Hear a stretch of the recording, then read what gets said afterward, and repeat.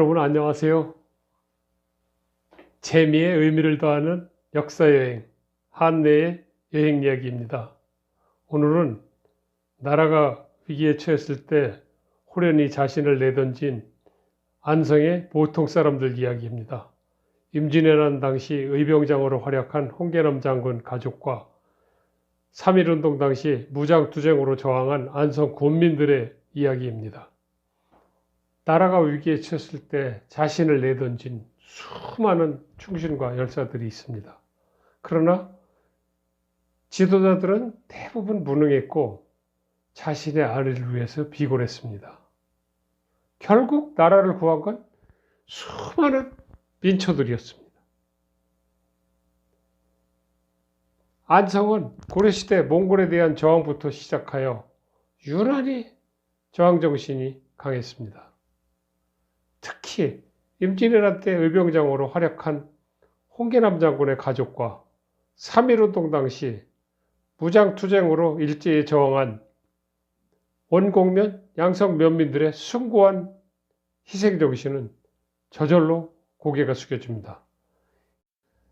이러한 분들의 고귀한 희생이 있었기에 대한민국 5,000년 역사가 면면이 이어지고 지금 우리가 번영을 누릴 수 있었음을 잊지 말아야 할 것입니다.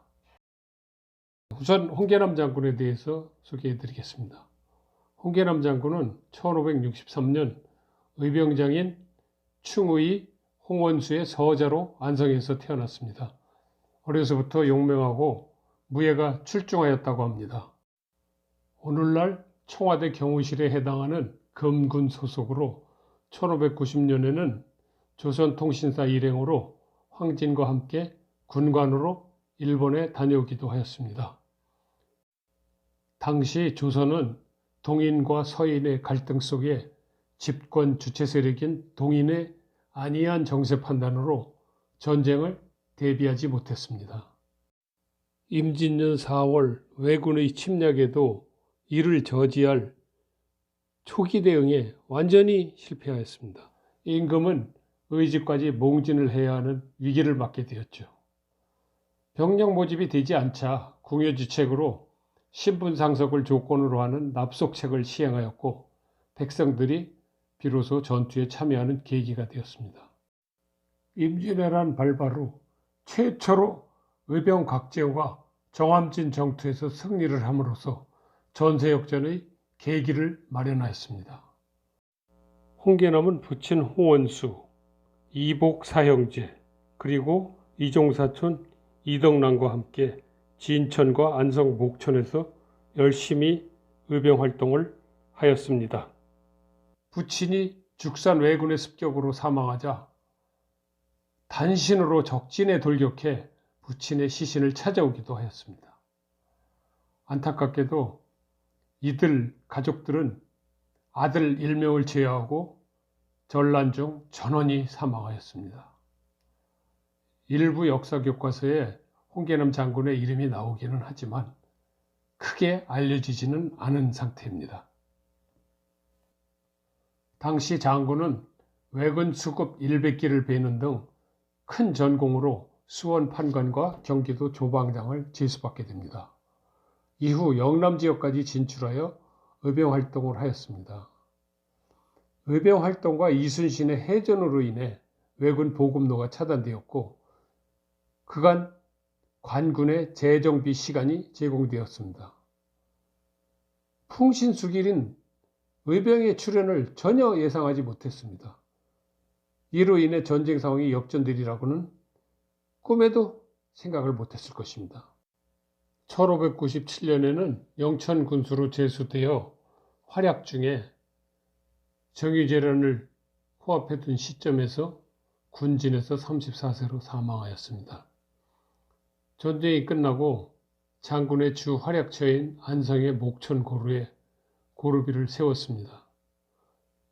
멀지 않은 곳에 이종사촌 이덕남 장군의 묘와 사당이 있고 또 멀지 않은 곳에 부친 홍원수의 정료와 네 아들 포함한 묘가 있으나 돌보는 이도 없고 이정포나 안내판도 없이 쓸쓸하게 놓여 있다가 근래에 남해홍씨 문 중에서 그나마 정비를 해 놓았습니다.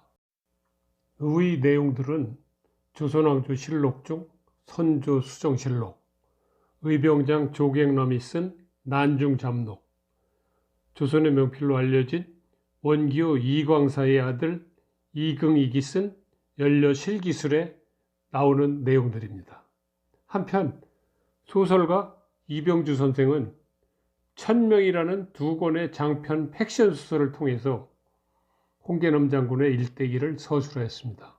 선생은 홍계남 장군을 허균의 소설 홍길동전의 주인공 홍길동의 모델로 보기도 하였습니다.